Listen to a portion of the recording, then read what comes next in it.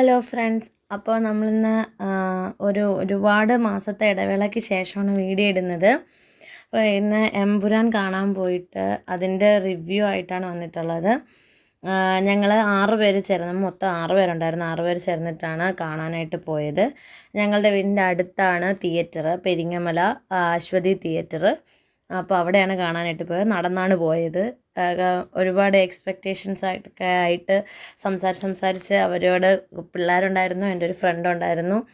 ഞങ്ങൾ 6 പേരും കൂടി സംസാരിച്ചാണ് പോയത്. പോയപ്പോൾ തന്നെ അവിടെ നിറയെ പോസ്റ്ററായിരുന്നു. അങ്ങോട്ടും ഇങ്ങോട്ടൊക്കെ പോകുമ്പോൾ, അതുവഴി പോകുമ്പോൾ പോസ്റ്ററുകളൊക്കെ നിറഞ്ഞ് നിൽക്കുന്നത് കാണാമായിരുന്നു. അപ്പോൾ അത് കാണുമ്പോൾ തന്നെ ഭയങ്കര സന്തോഷമായി. ലാലേട്ടൻ ഫാൻ എന്ന നിലയ്ക്ക് എനിക്ക് ഭയങ്കര സന്തോഷമായിരുന്നു.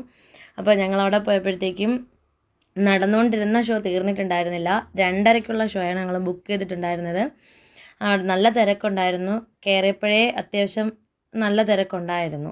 അപ്പോൾ നിറയെ വണ്ടികളും ഒക്കെ ആയിട്ട് ഇഷ്ടംപോലെ ആൾക്കാരുണ്ടായിരുന്നു. പിന്നെ അപ്പോഴേക്കും കുറച്ച് നേരം നിന്നപ്പോൾ നേരത്തെ ഉണ്ടായിരുന്ന ഷോ കഴിഞ്ഞിട്ട് ആൾക്കാരൊക്കെ ഇറങ്ങുന്നുണ്ടായിരുന്നു.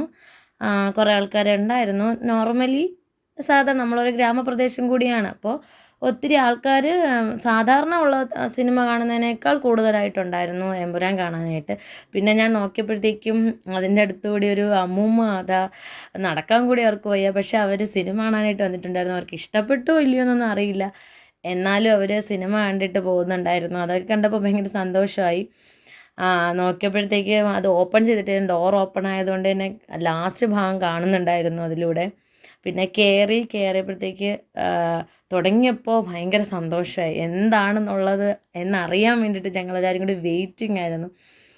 ഒരുപാട് നേരം അതിനകത്ത് എന്നത് പെട്ടെന്ന് ലാലേട്ടൻ വന്നെങ്കിൽ എന്ന് പറഞ്ഞ് ഭയങ്കര കട്ട വെയിറ്റിംഗ് ആയിരുന്നു. കുറേ നേരം കഴിഞ്ഞിട്ടാണ് ലാലേട്ടൻ്റെ ആ ഒരു ഇൻട്രോ സീനൊക്കെ ഉണ്ടായിരുന്നത്. എന്നാലും ഭയങ്കര ഇഷ്ടപ്പെട്ടു. സംഭവം സൂപ്പറായിരുന്നു. ആരൊക്കെ എന്തൊക്കെ പറഞ്ഞാലും സിനിമ ഒരു രക്ഷയില്ലായിരുന്നു.